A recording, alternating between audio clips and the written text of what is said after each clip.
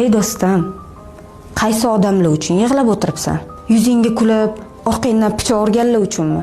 Senga men bor degan, lekin eng kerakli paytingda yo'qolib qolganlar uchunmi? Sendan millionta yaxshilik ko'rib, bitta yomonlikni kechira olmaganlar uchunmi? Qo'lingdan ushab turish kerak bo'lganda itarib yuborganlar uchunmi? Seni baxtingga ko'z tikib, ichidan kuyganlar uchunmi? Senga qarab ilhom olish kerak bo'lganda ichida hasad olovini yoqqanlar uchunmi?